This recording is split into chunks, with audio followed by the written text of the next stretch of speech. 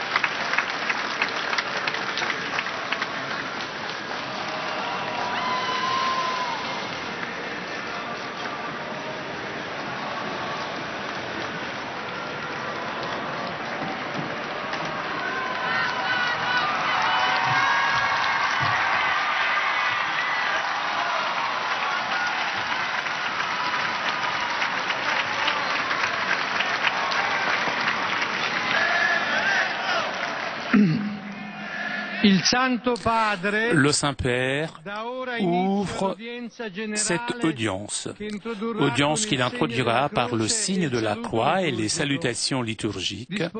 Apprêtons-nous à écouter sa parole et à recevoir sa bénédiction. In nomine Patris et Filii et Spiritus Sancti. Pax vobis.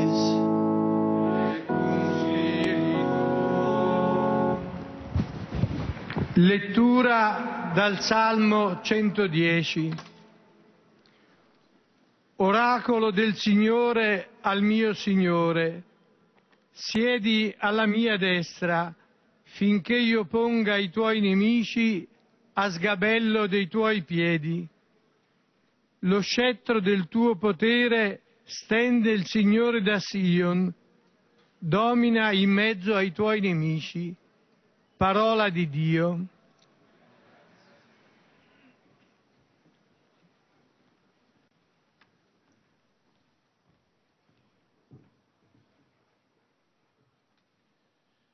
Du livre des psaumes. Oracle du Seigneur à mon Seigneur, siège à ma droite, et je ferai de tes ennemis le marchepied de ton trône. De Sion, le Seigneur te présente le sceptre de ta force, domine jusqu'au cœur de l'ennemi. Parole du Seigneur.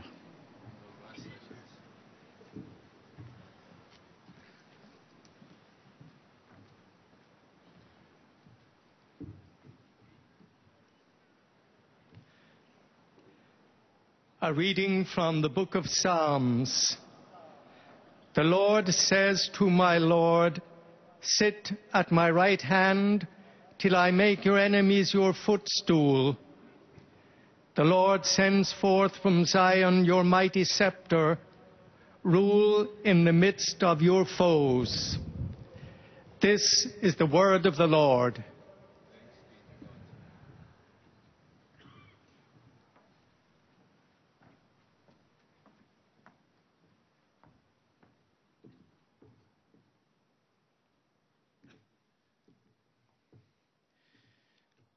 Lesung aus dem Buch der Psalmen. So spricht der Herr zu meinem Herrn: Setze dich mir zur Rechten, und ich lege dir deine Feinde als Schemel unter die Füße. Vom Zion strecke der Herr das Zepter deiner Macht aus. Herrsche inmitten deiner Feinde. Wort des lebendigen Gottes.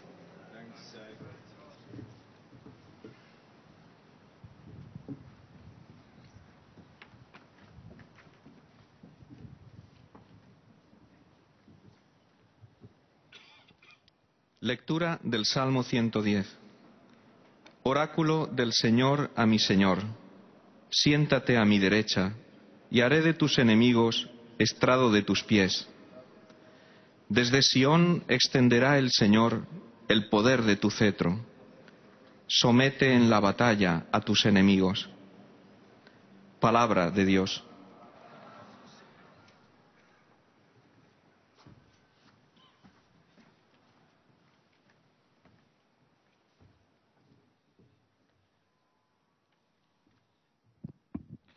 Leitura do livro dos Salmos.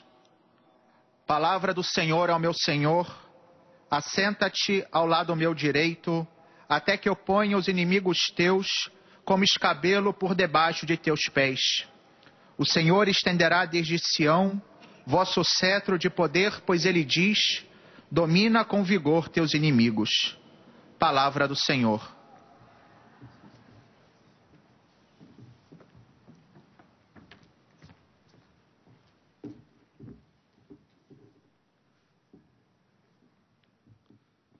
Czytanie z Księgi Psalmów. Wyrocznia Boga dla Pana mego. Siądź po mojej prawicy, aż Twych wrogów położę jako podnóżek pod Twoje stopy. Twoje potężne berło niech Pan rozciągnie z Syjonu. Panuj wśród swych nieprzyjaciół. Oto Słowo Boże.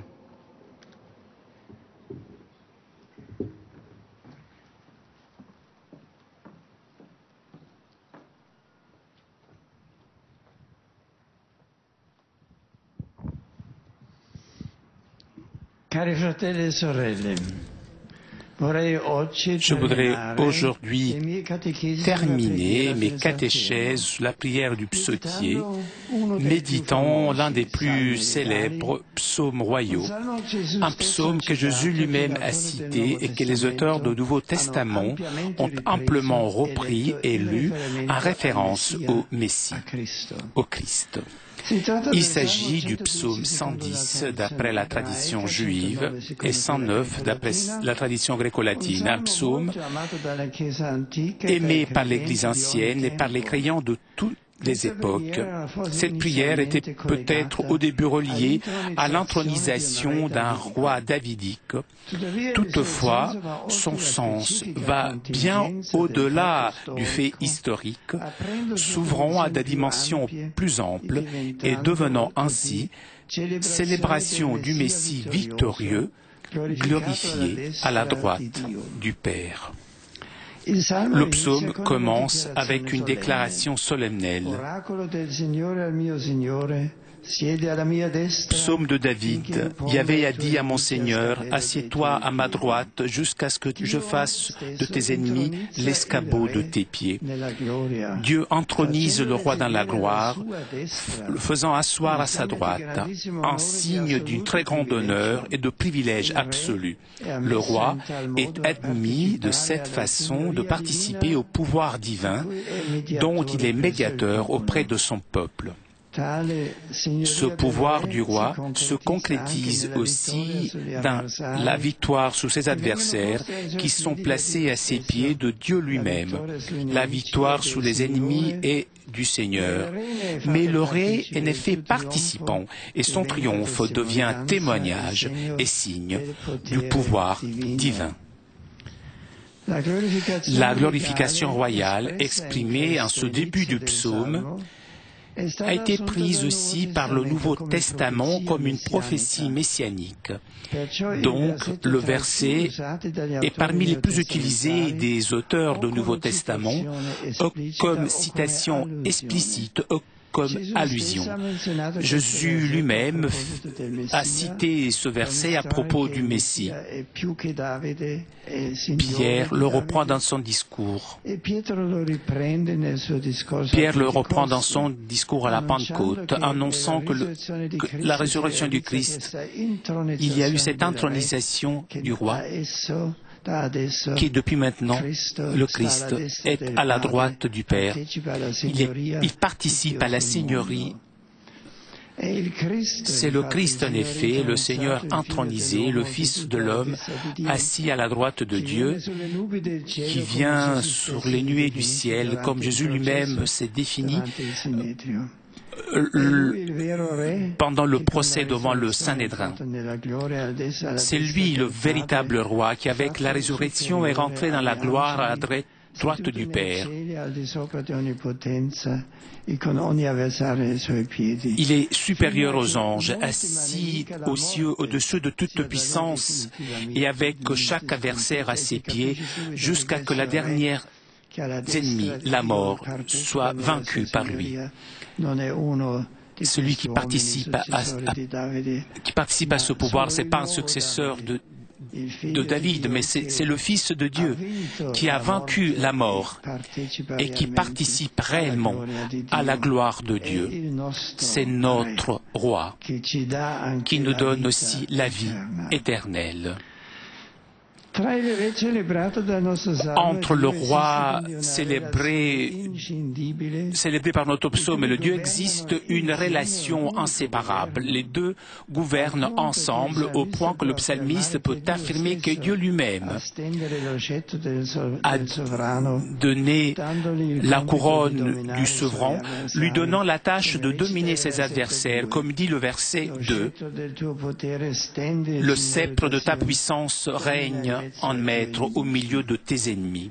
L'exercice du pouvoir est une tâche que le roi reçoit directement du Seigneur, une responsabilité qui doit vivre dans la dépendance et dans l'obéissance, devenant ainsi signe à l'intérieur du peuple de la présence puissante et prévoyante de Dieu. La domination sur les ennemis, la gloire et la victoire sont des dons reçus qui font du souverain un médiateur de triomphe divin sur le mal. Lui domine ses ennemis, les transformant. Il les a vaincus avec son amour. Donc, dans le verset suivant, on célèbre la grandeur du roi. Le verset 3, en réalité, présente quelques difficultés d'interprétation. Dans le texte d'origine en hébreu, on fait référence à la convocation de l'armée à laquelle le peuple répond avec générosité, se retrouvant autour de son souverain le jour de son couronnement. La traduction grecque, appelée des 70, qui remonte au IIIe ou IIe siècle avant le Christ, fait référence en revanche à la filiation divine du roi, à sa naissance, aux générations de la part du Seigneur. Et c'est le choix d'interprétation de toute la tradition de l'Église. Et donc le verset résonne de la façon suivante.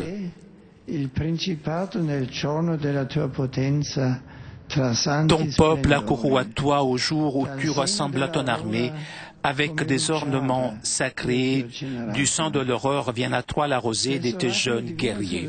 Cet oracle divin sur le roi affirmerait donc une génération divine répandue de splendeur et de mystère, une origine secrète, impénétrable, liée à la beauté de l'aurore et à la merveille de la rosée qui, dans la lumière du matin, brille sur les champs et les rend féconds. Se trace ainsi étroitement liée à la réalité céleste, la figure de roi qui vient de Dieu, du Messie, qui donne au peuple la vie divine et qui est médiateur de sainteté et de salut. Là aussi, nous voyons que ce n'est pas un roi davidique qui donne cela, qui est le Dieu qui nous donne cela et qui vient de Dieu et qui est donc la lumière, qui donne la vie divine au monde. Par cette image énigmatique s'achève la première strophe du psaume, qui est suivie par un autre oracle, qui est une autre nouvelle perspective dans la lignée d'une dimension sacerdotale reliée à la royauté. Le verset 4 dit « Le Seigneur l'a juré et il ne s'en repentira point. Tu es prêtre pour toujours à la manière de Melchisédek. » Melchisédek était le prêtre roi de Salem qui avait béni Abraham et offert du pain et du vin après la campagne militaire victorieuse menée par le patriarche pour sauver son neveu Lot des mains des ennemis qu'il avait capturés. Dans sa figure de pouvoir royal et sacerdotal, convergent et maintenant sont proclamés par le Seigneur dans une déclaration qui permet l'éternité, qui promet l'éternité. Le roi, célébré par le psaume, sera prêtre pour toujours, médiateur de la présence divine au milieu de son peuple, par la bénédiction qui vient de Dieu et qui dans l'action liturgique se rencontre avec la réponse bienvoyante de l'homme. La lettre aux Hébreux fait une référence explicite à ce verset. Et sous ce verset centre tout le chapitre 7, élaborant sa réflexion sur le sacerdoce du Christ. Jésus, comme ça dit la lettre aux Hébreux, à la lumière du psaume 109, Jésus est le véritable et définitif prêtre qui réalise les traits du sacerdoce de Melchisédek, les rendant parfaits. Melchisédek, comme dit la lettre aux Hébreux, était sans père, sans mère, sans généalogie. Prêtre donc, pas d'après les règles dynastiques du sacerdoce lévitique. Il donc restera prêtre à jamais, préfiguration du Christ, grand prêtre parfait, qui n'est pas devenu tel selon une loi prescrite par les hommes, mais par la puissance d'une vie indestructible.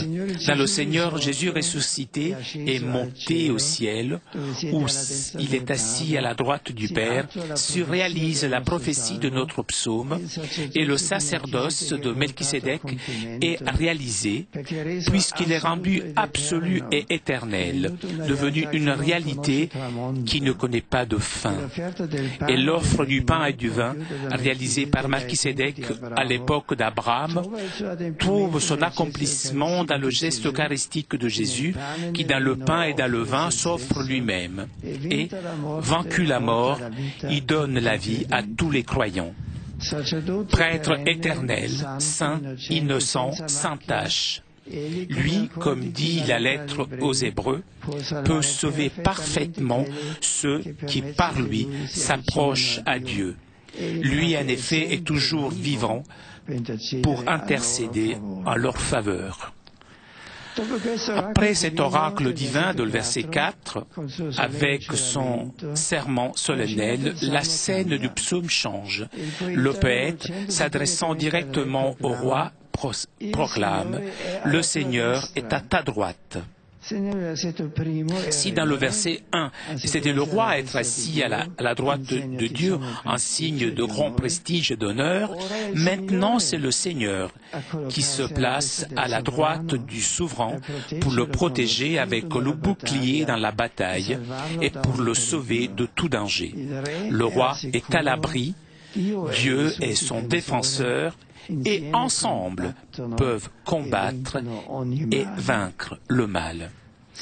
S'ouvrent ainsi les versets finaux du psaume avec la vision du souverain triomphant qui, aidé par le Seigneur, ayant reçu de lui la gloire et le pouvoir, s'oppose aux ennemis les déroutant, en déroutant les adversaires et en jugeant les nations.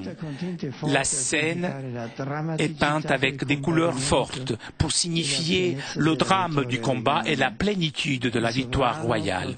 Le souverain, protégé par le Seigneur, fait tomber tous les obstacles et avance vers la victoire. Il nous dit, oui, Dans le monde, il y a beaucoup de mal, il y a le mal. Il y a une bataille permanente entre le bien et le mal. Et peut sembler que le mal peut avoir le dessus. Mais non, c'est le Seigneur qui est le plus fort. Notre véritable roi, c'est le prêtre, le Christ, parce qu'il combat de toute la force de Dieu. Et malgré toutes les choses qui nous font douter sur l'issue positive de l'histoire, il vint. Le Christ vint le bien. C'est l'amour qui l'emporte. Et ce n'est pas la haine qui l'emporte. Et c'est ici qu'arrive l'image suggestive avec laquelle s'achève notre psaume. Un mot énigmatique. Il boit au torrent sur le chemin. C'est pourquoi il relève la tête. Au milieu de la description de la bataille se dresse la figure de roi qui, dans un moment de trêve et de repos, se désaltère un torrent d'eau, trouvant dans ce torrent rafraîchissement et nouvelle vigueur. De pouvoir ainsi, il peut donc reprendre son chemin, la tête haute, en signe de victoire définitive. Il est évident que ces paroles énigmatiques, c'est un défi pour les pères de l'Église.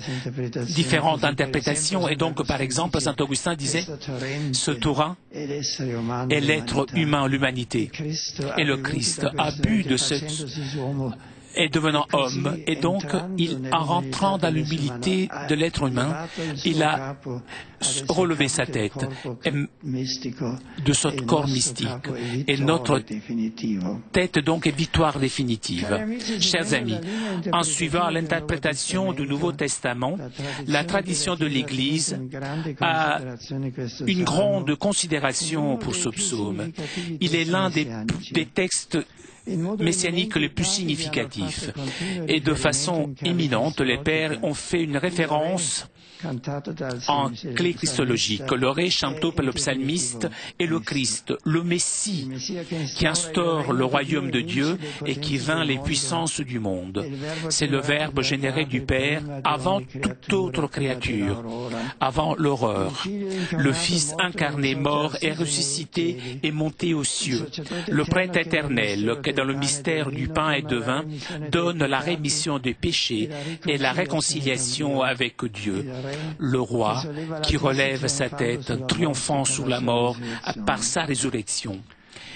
Il suffirait de rappeler un passage du commentaire de Saint Augustin à ce psaume. Il écrit: il était nécessaire de connaître l'unique Fils de Dieu qui allait venir parmi les hommes pour assumer l'homme et pour devenir homme par la nature assumée. Il est mort, ressuscité, monté au ciel.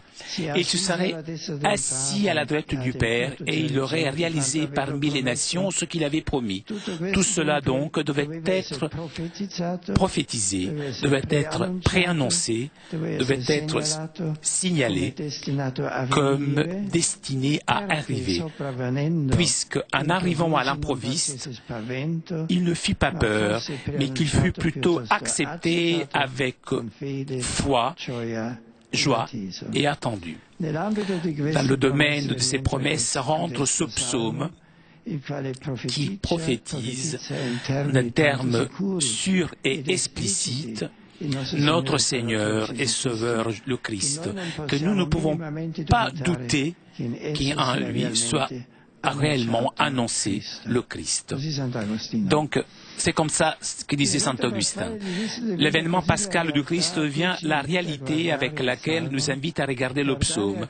Regarder le Christ pour comprendre le sens de la véritable royauté qu'il faut vivre dans le service et le don de soi, dans un chemin d'obéissance et d'amour porté jusqu'au bout.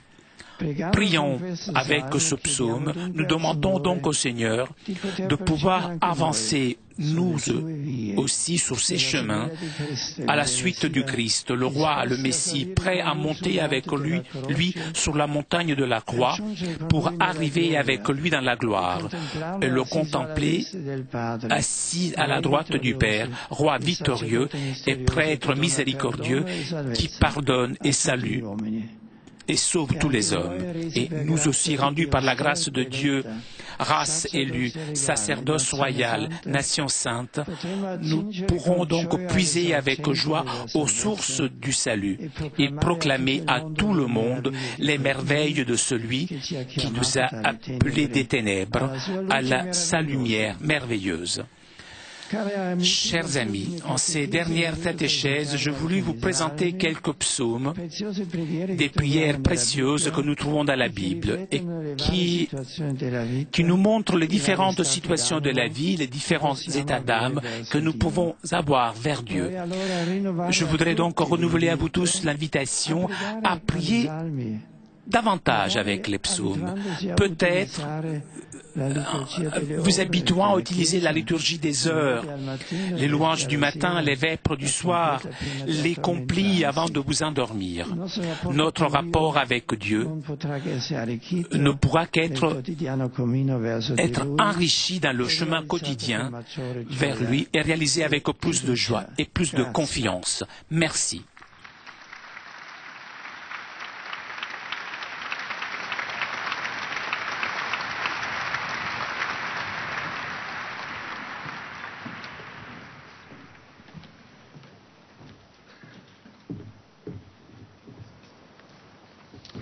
Très Saint-Père, les pèlerins de langue française sont heureux de vous exprimer leurs sentiments respectueux et leur filial attachement. Ils vous assurent de leur prière pour votre personne et pour votre ministère de successeur de Pierre. Aujourd'hui sont présents des pèlerins individuels et des familles venant de France et de divers pays francophones. À la fin de cette audience, nous chanterons le Notre Père en latin que vous pouvez trouver au verso de votre billet d'audience. Puis le Saint-Père donnera la bénédiction apostolique.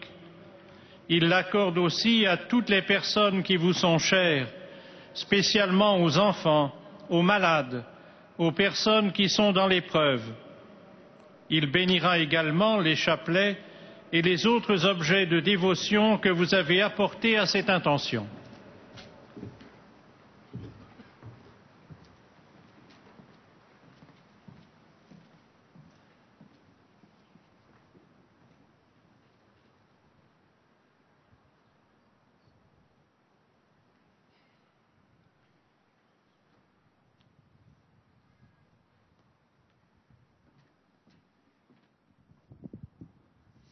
Chers frères et sœurs, le psaume 109 est l'un des plus célèbres psaumes joyaux. Souvent repris par les auteurs du Nouveau Testament en référence au Messie, il a été écrit pour l'intronisation d'un roi davidique. Mais il dépasse le fait historique et célèbre le Messie glorifié, victorieux de tous ses ennemis, qui siège à la droite de Dieu. Jésus dira de lui-même devant le Sanhédrin qu'il est le Fils de l'homme qui vient sur le nier du ciel. Il est le vrai roi qui vainc définitivement la mort par sa résurrection. Jésus reçoit ce pouvoir de son Père dans la dépendance et l'obéissance, devenant ainsi sur la terre le médiateur du triomphe divin sur le mal. Engendré dès l'aurore, le Messie naît prince, éblouissant de sainteté, apportant au peuple la vie divine et le salut.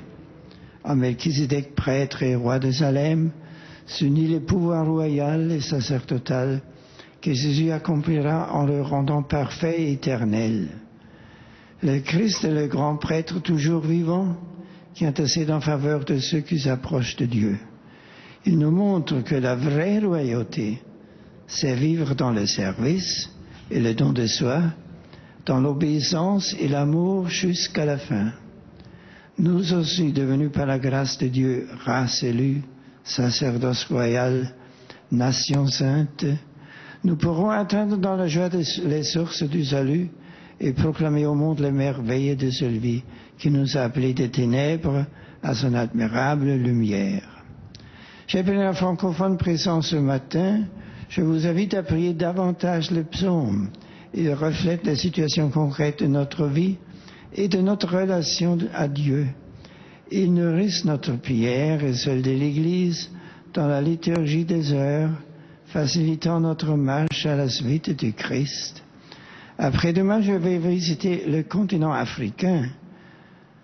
Ne l'oubliez pas dans votre prière et dans votre générosité. Que Dieu vous bénisse.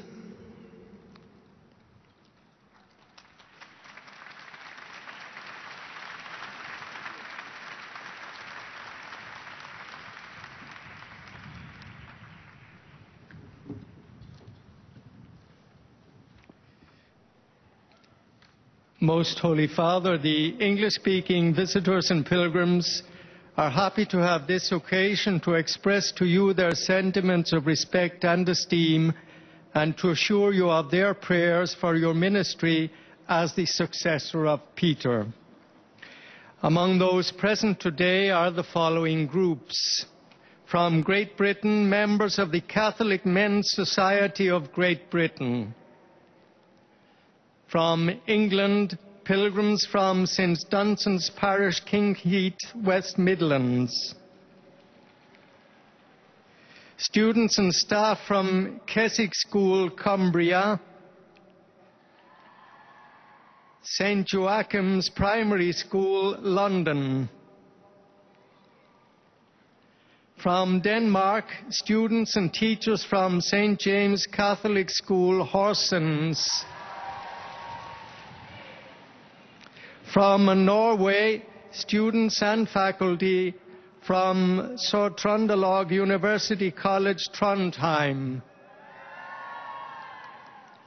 From Japan, a group of pilgrims.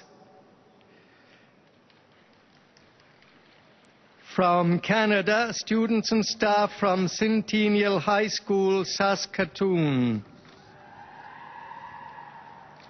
From the United States of America, pilgrims from the Diocese of Orange in California. Pilgrims from the Diocese of Richmond. Also pilgrims from the following parishes: St. Augustine, Castleberry, Florida. St. Stephen, Des Plaines, Illinois. St. John Vianney, Sherman, Illinois. 40 Martyrs, Tuscola, Illinois. Our Lady of the Rosary, New Orleans, Louisiana. Mary Magdalene, Brighton, Michigan. Our Lady of Good Counsel, New York. St. James the Greater, Concord, North Carolina. St. Benedict, Greensboro, North Carolina. Holy Family, Parma, Ohio. Queenship of Mary, Northampton, Pennsylvania.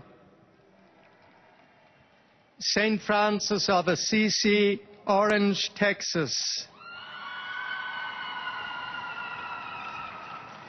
Students and faculty from the following: the Catholic University of America, Washington, D.C. Loyola University, Baltimore. A group from the Austrian program of the Franciscan University, Steubenville.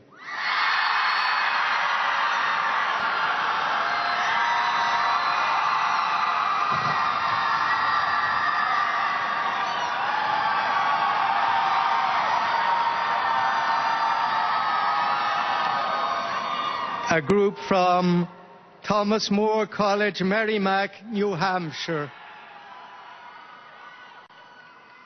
Students from St. Agnes High School, St. Paul, Minnesota, on a vocation discernment pilgrimage.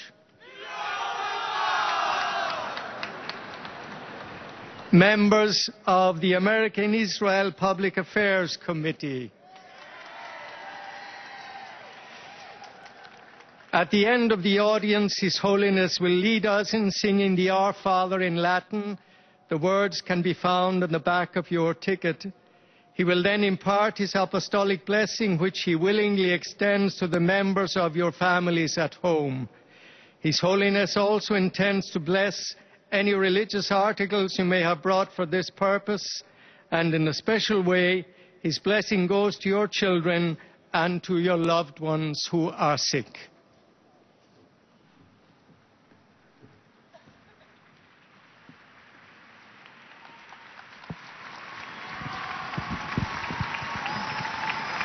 Dear brothers and sisters, in our catechesis on Christian prayer, we now turn to Psalm 110, one of the famous royal psalms, originally linked to the enthronement of a Davidic monarch. The Church reads this psalm as a prophecy of Christ, the Messianic King and eternal priest, risen from the dead and seated at the right hand of the Father. St. Peter, in his speech on the day of Pentecost, applies his words to the Lord's victory over death and his exaltation in glory. From ancient times, this mysterious third verse of the psalm has been interpreted as a reference to the King's divine sonship, while the fourth verse speaks of him as a priest forever according to the order of Melchizedek. The letter of the Hebrew to the Hebrew specifically applies this imagery to Christ, the Son of God and our perfect high priest, who lives eternally to make intercession for all those who through him approach the Father. The final verse of the psalm presents the triumphant King as executing judgment over the nations. As we praise this psalm, we acclaim the victory of our risen Lord and King, while striving to live ever more fully the royal and priestly dignity which is ours as members of his body through baptism.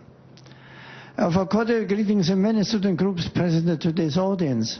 My welcome also goes to the delegation of the American Israel Affairs Committee.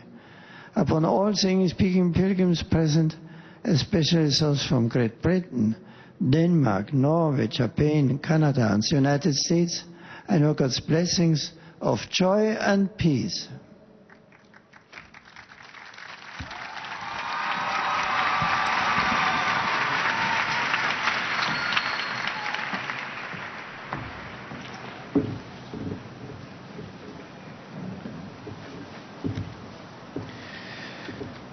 Heiliger Vater, die Pilger und Besucher aus den Ländern deutscher Sprache bekunden Ihnen, dem Nachfolger des heiligen Petrus, durch die Teilnahme an dieser Audienz aufrichtige Verbundenheit, Dankbarkeit und Verehrung. Sie versichern Sie zugleich Ihres besonderen Gebetsgedenkens für Ihren apostolischen Dienst als Hirte der universalen Kirche. Neben verschiedenen Einzelpilgern sind heute die folgenden Gruppen gemeldet. Aus der Bundesrepublik Deutschland Pilgergruppen aus den Pfarrgemeinden St. Blasius, Dietmannsried, St. Marien, Limburg, St. Peter und Paul, Remagen, St. Josef, Rodalben, St. Maria in Telgte, St. Johannes der Täufer, Kreis Treis-Karden, St. Quirinus, Alfter, Pilgergruppen aus dem Erzbistum Freiburg und dem Erzbistum Köln.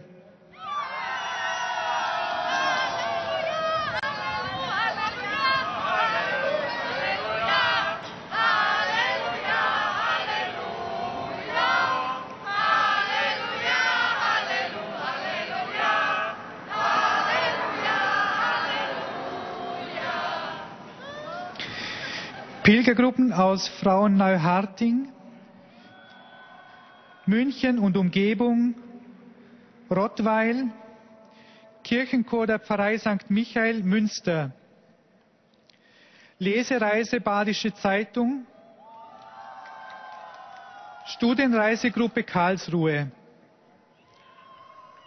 Aus der Schweizerischen Eidgenossenschaft, Pilgergruppe aus folgenden Pfarreien: St. Martin Sitten, St. Konrad Zürich, Pilgergruppe aus Viersch im Wallis. Zum Schluss dieser Audienz singen wir gemeinsam das Vaterunser in lateinischer Sprache. Der Text befindet sich auf der Rückseite der Einlasskarten. Danach wird der Heilige Vater allen Anwesenden den apostolischen Segen erteilen. Gern schließt er darin ihre Angehörigen ein, besonders die Kranken und die Kinder. Zugleich segnet er auch die Rosenkränze und die übrigen Andachtsgegenstände, die sie dafür mitgebracht haben.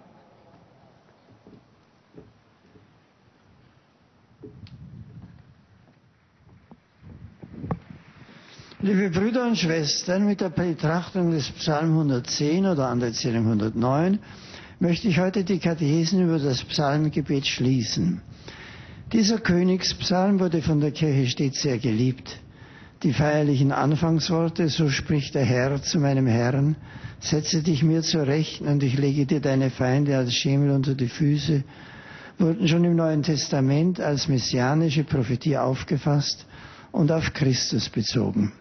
Er, der Herr, sitzt zur Rechten des Vaters, das heißt, hat Teil an Gottes Allgegenwart und Herrlichkeit und ist durch die Auferstehung in seine Herrlichkeit mit eingegangen.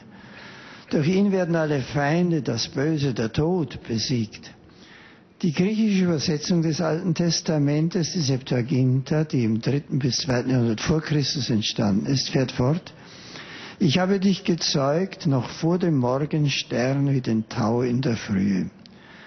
Diese Worte ließen notwendigerweise die Christen an die göttliche Herkunft denken, die diesem König zukommt, an die göttliche Herkunft Jesu Christi, die schön, unergründlich und geheimnisvoll ist.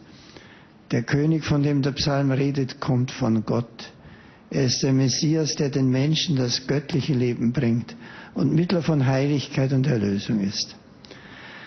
Dann erwähnt der Psalm den Priester und König Melchisedek und macht ihn zum Vorausbild eines neuen Priestertums, das nicht aus der Zugehörigkeit zu einem bestimmten Stamm herrührt. Er ist, so sagt der Brief, ohne Anfang und Ende und nimmt im Opfer von Brot und Wein jene Gaben voraus, in denen sich Christus in der Eucharistie darbietet und Leben schenkt. Dieser Priester und dieses Priestertum rettet und tritt für die Menschen vor Gott ein. Wenn wir Psalm 110 beten, sehen wir, wie durch die Heilsgeschichte die große Erwartung, die geheimnisvolle Hoffnung hindurchgeht nach einem König, der Mensch und doch Gott ist, in dem Mensch und Gott beieinander sind, und wie diese Erwartung Gestalt annimmt und unerwartet Wirklichkeit wird in Jesus Christus. Wenn wir den Psalm beten, beten wir mit den Jahrtausenden und beten zugleich mitten in der Gegenwart des Leibes Christi, bitten den Herrn, der zur Rechten Gottes sitzt und der doch einer der unsrigen ist, einer wie wir ist, dass er uns hinaufhebe in das Licht Gottes, dass er die Mächte des Bösen und den Tod besiege und uns das wahre Leben schenkt. Von Herzen grüße ich alle deutschsprachigen Pilger und Gäste, die zur heutigen Audienz gekommen sind. In den Katechesen der vergangenen Wochen hatte ich einige Psalme als Beispiele biblischen Betens ausgelegt und mit der heutigen Katechese schließe ich diese Reihe ab. Ich wollte damit einladen und es heute nochmal tun, selber sich mit den Psalmen vertraut zu machen, von ihnen beten zu lernen und durch sie mit der ganzen Kirche, mit Christus selbst zu beten und so in die innere Beziehung zum lebendigen Gott hineinzuwachsen, der uns die Worte vorgibt und der uns zugleich darin alle menschlichen Dinge ins Göttliche hinüberzieht. Wir wollen den Herrn bitten, dass er uns hilft, immer mehr diese Worte zu verstehen und von ihm selbst, von seinem inspirierten Wort beten zu lernen. Der Herr schenke euch allen seinen Segen.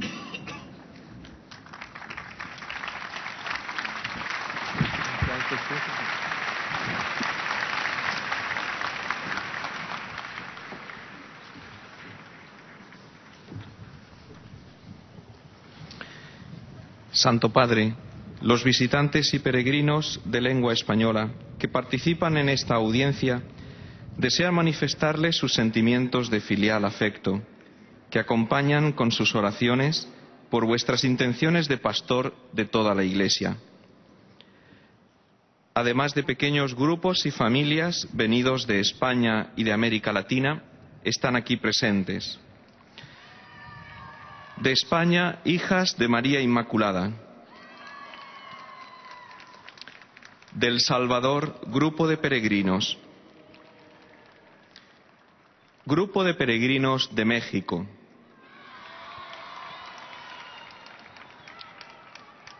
De Colombia, Banda Sinfónica Juvenil de Duitama.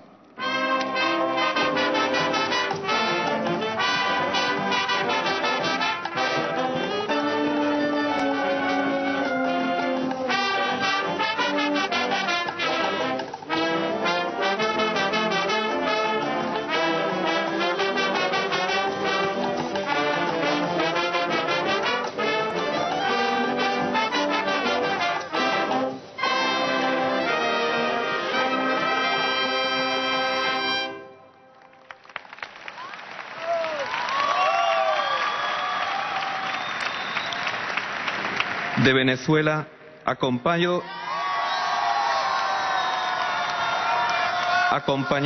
por Monseñor Mario Moronta, peregrinación de la Diócesis de San Cristóbal. De Chile, Escuela de Investigaciones Policiales.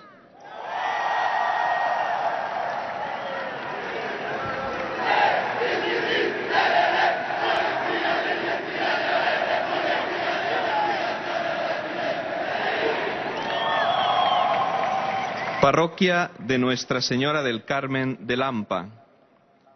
Grupo de Peregrinos de Santiago de Chile. Al final de la audiencia se cantará el Padre Nuestro en latín, cuyo texto se encuentra en el billete que tienen en sus manos. Después, el Santo Padre impartirá a todos los presentes la bendición apostólica, que extiende complacido a sus familiares, especialmente a los niños, a los enfermos y a cuantos sufren. Bendice también los rosarios y objetos de devoción que los peregrinos llevan consigo.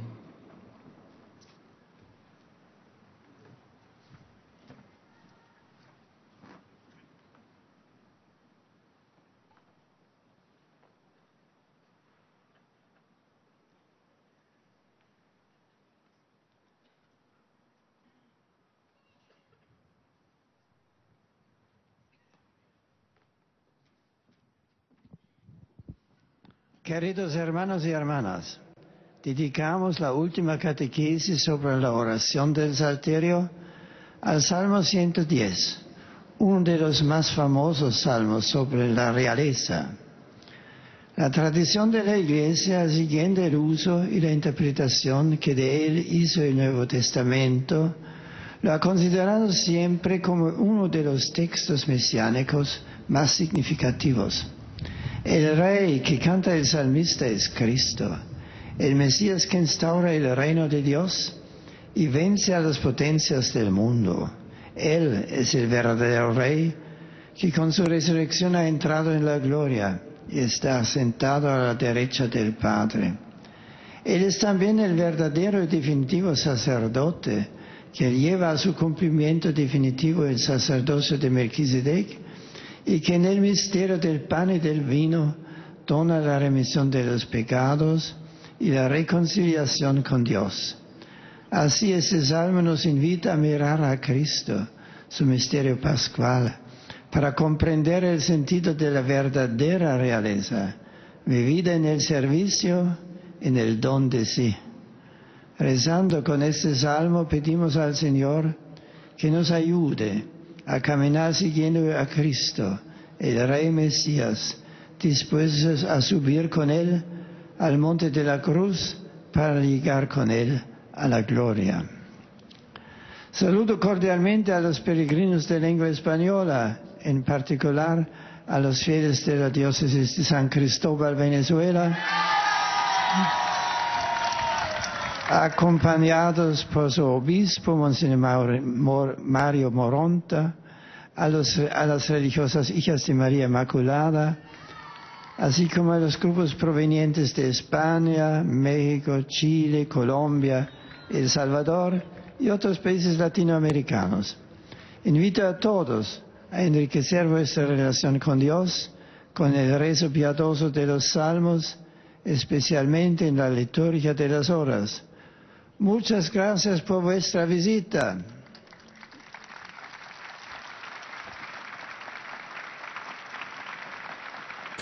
Toujours en direct de la place Saint-Pierre pour notre rendez-vous du mercredi. Le Saint-Père a salué les fidèles de langue française, de langue anglaise, de langue allemande, de langue espagnole. Et le Saint-Père s'adressera maintenant aux fidèles de langue portugaise. Testemunham a vossa santidade, sentimentos de gratidão e afeto filial, que acompanham com as suas orações pelas vossas intenções de pastor da Igreja Universal. Além de pessoas e famílias vindas por conta própria de países de língua portuguesa, participam nesta audiência do Brasil, Paróquia Jardim Imaculada de Brasília, Associação Comercial de São Paulo. Estão também presentes diversos grupos de peregrinos. No final da audiência, cantaremos o Pai Nosso em latim, cujo texto se encontra no verso do bilhete de ingresso que tem em suas mãos. Depois, o Santo Padre concederá a todos os presentes a bênção apostólica, extensiva aos seus familiares, especialmente aos doentes e às crianças. Abençoará igualmente todas as lembranças e objetos religiosos que os peregrinos tenham consigo.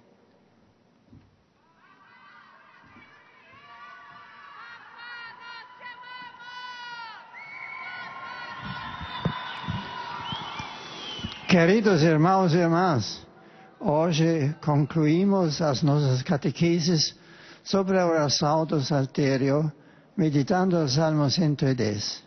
Trata-se de uma oração inicialmente relacionada com a entronização de um rei da linhagem de Davi, que foi assumindo uma dimensão cada vez mais ampla, até se tornada numa celebração do Messias vitorioso, glorificado à direita de Deus. Por isso mesmo, este salmo está entre os mais citados no Novo Testamento. Jesus mesmo menciona este texto ao referir-se à identidade do Messias. E a tradição da Igreja interpretou o nosso salmo em chave cristológica. Cristo é o Rei celebrado pelo salmista, o Messias que instaura o reino de Deus e vence as potências do mundo. Ele é o Verbo gerado pelo Pai antes da aurora, como a sua ressurreição triunfa sobre a morte e torna-se o sacerdote eterno que no mistério do pão e do vinho nos lança a remissão dos pecados e a reconciliação com Deus. Rezando com este salmo, pedimos ao Senhor que nos conceda continuar no seguimento de Cristo, o Rei Messias, dispostos a vir com Ele até ao monte da cruz para chegar à glória da ressurreição. Queridos peregrinos de língua portuguesa, sede bem-vindos. Saúdo a todos os fiéis brasileiros, particularmente os grupos de São Paulo e Brasília. Ao concluir este ciclo de catequese sobre a oração no Saltério, convido-vos a rezar sempre mais como os salmos para enriquecerdes a vossa relação diária com Deus e que as suas bênçãos desçam sobre vós e vossas famílias. Obrigado.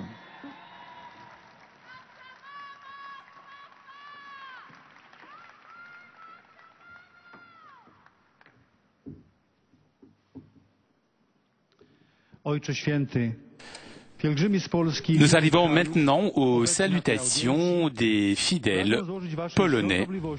Najserdeczniejsze wyrazy czci i oddania oraz zapewnić o swojej gorącej modlitwie we wszystkich intencjach związanych z apostolską posługą następcy Piotra.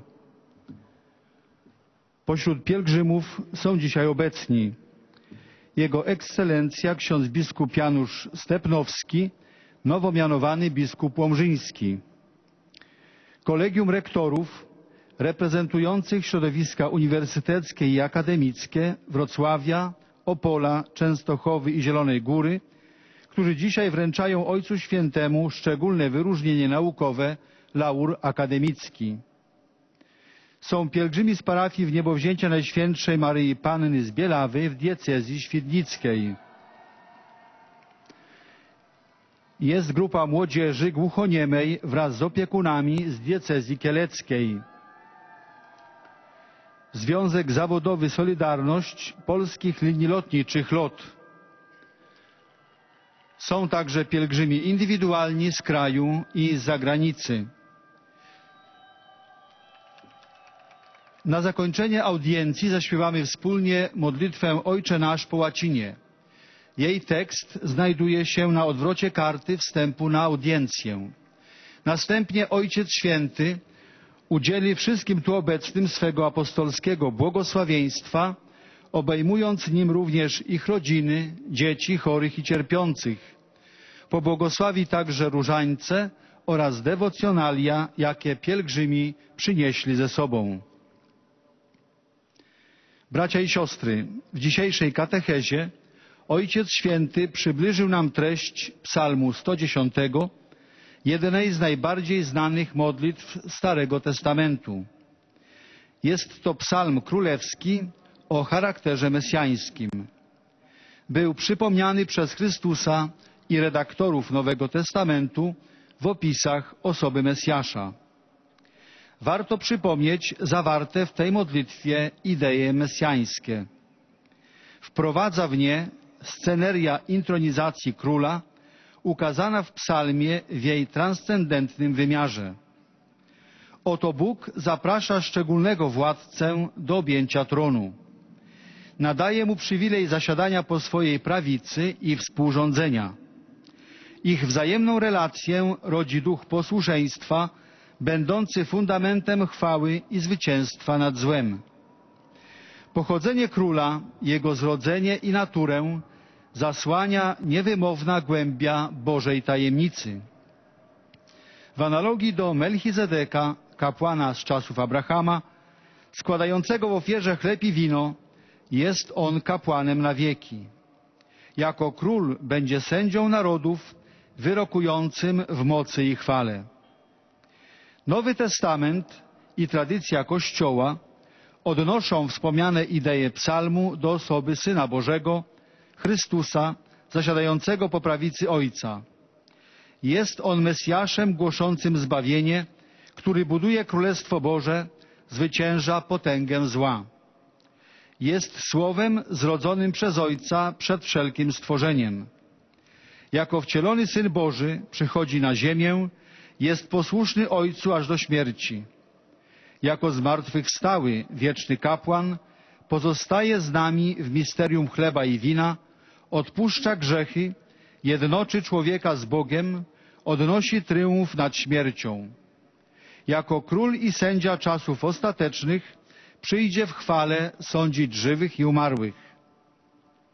Kończąc dzisiejszą katechezą cykl rozważań dotyczących modlitw z Księgi Psalmów, Ojciec Święty zachęca nas, byśmy chętnie do nich powracali poprzez liturgię godzin, odmawiając zwłaszcza jutrznię, nieszpory i kompletę, które nadają szczególny wymiar naszej relacji do Boga w naszej codziennej ku Niemu wędrówce.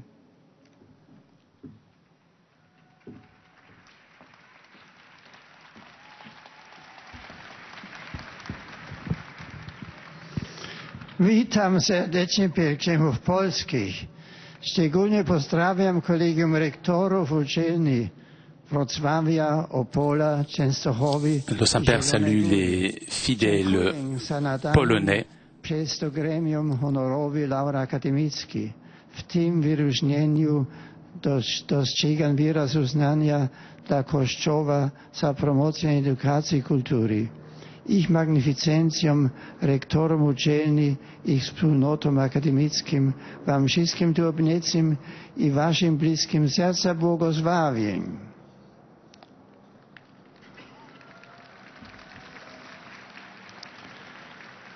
Un breve saluto in croato.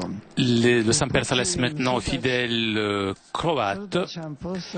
Je salue cordialement les pèlerins croates et particulièrement les époux, ainsi que les fidèles venus de Serim et Lubicki.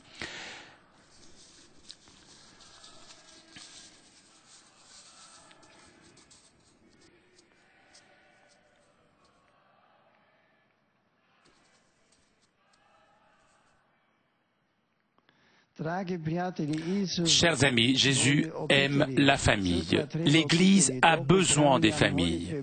Et alors que je demande à Dieu de vous bénir, vous et vos proches, je vous exhorte à témoigner avec courage votre vie chrétienne et la centralité de la famille.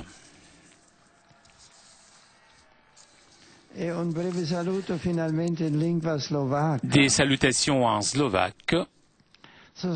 Je salue de tout cœur les pèlerins slovaques. Frères et sœurs, demain, dans les basiliques romaines des saints apôtres Pierre et Paul, on célébrera la fête de la dédication. La visite dans ces lieux sacrés approfondisse votre amour pour l'Église, fondé sur le témoignage des apôtres. Bien volontiers, je vous accorde ma bénédiction.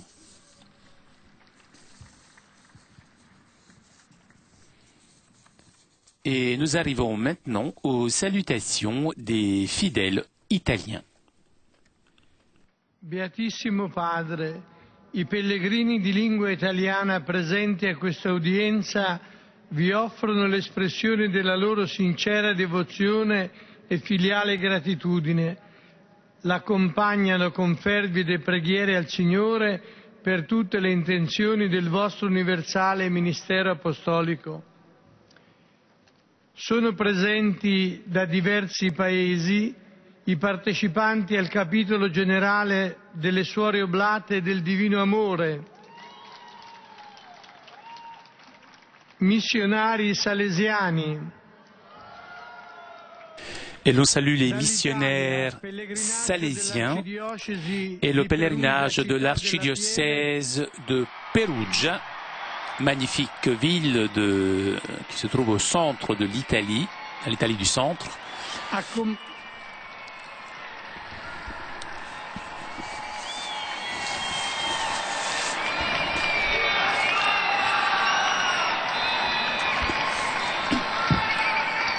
Accompagné par l'archevêque Monseigneur Gualtiero Bassetti.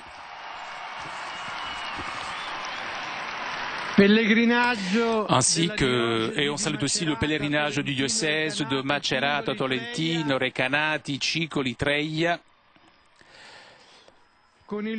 avec l'évêque Monseigneur Claudio Giulio Dori. Et l'on salue maintenant les fidèles venus de différentes paroisses de la péninsule italienne. Sant'Agnese in Ioannis, Sant'Ulderico in Aiello del Friuli, Santo Stefano in San Stino di Livenza,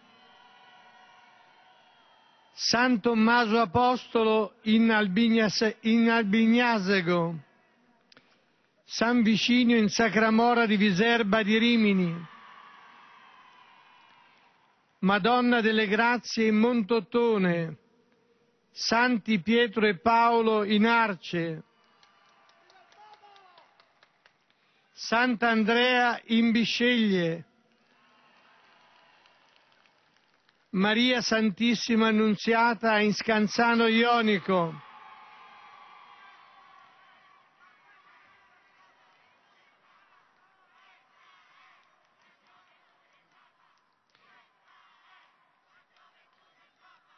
Maria Santissima Ausiliatrice in Marsala, Santa Margherita in Bultei, ufficiali e militari della Guardia di Finanza, Comando regionale dell'Umbria,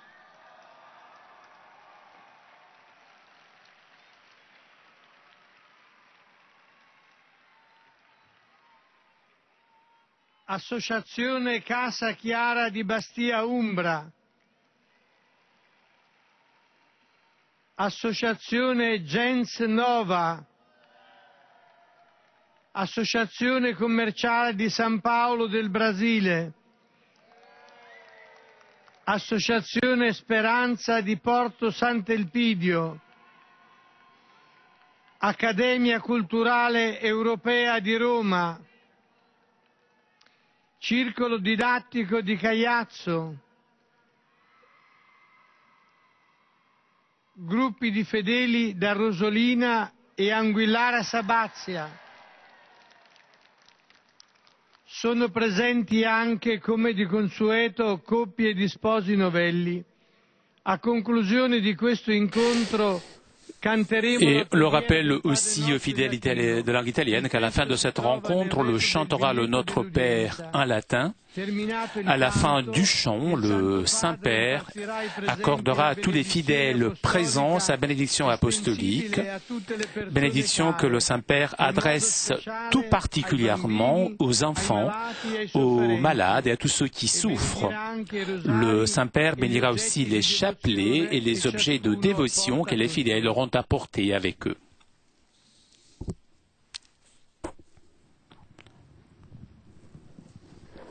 Cari fratelli e sorelle, rivolgo un cordiale benvenuto ai pellegrini di lingua italiana. Je salue cordialement les pèlerins de langue italienne. Et je salue tout particulièrement, je salue les sœurs Oblates du Divin Amour qui célébraient le chapitre général, et j'assure de ma prière afin que le Saint-Esprit vous donne ses dons. Je salue les pèlerins de Perugia, Città della Pieve.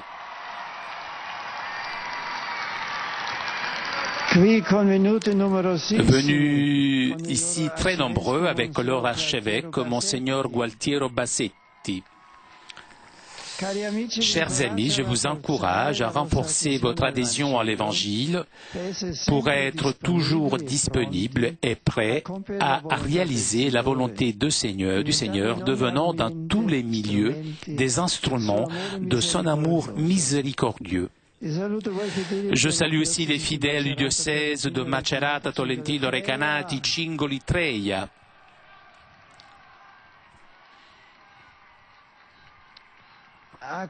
Accompagné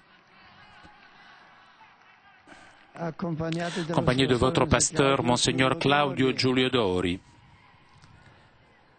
Et je souhaite que le souvenir de votre concitoyen, le pape Pie VIII, dont cette année est le 250e anniversaire de sa naissance, renforce en chacun le désir d'approfondir toujours plus la vie de foi. Je salue les fidèles de la paroisse de Santa Margherita in Bultei, et je vous souhaite d'être des messagers de joie et de partage fraternel. Pour terminer, je salue les jeunes, les malades et les jeunes mariés. Hier, nous avons fait mémoire de Saint Albert le Grand, docteur de l'Église, et aujourd'hui, nous faisons mémoire de Sainte Marguerite d'Écosse, artisane de miséricorde, et de Sainte Gertrude, moniale. Leur exemple et leur intercession vous encouragent, vous, chers jeunes, à être toujours fidèles au Seigneur, que vous aide, vous, chers malades, à accueillir avec un abandon serein ce que le Seigneur donne en toutes les situations de la vie, et que vous soutienne, vous, chers jeunes mariés, pour former une famille vraiment chrétienne.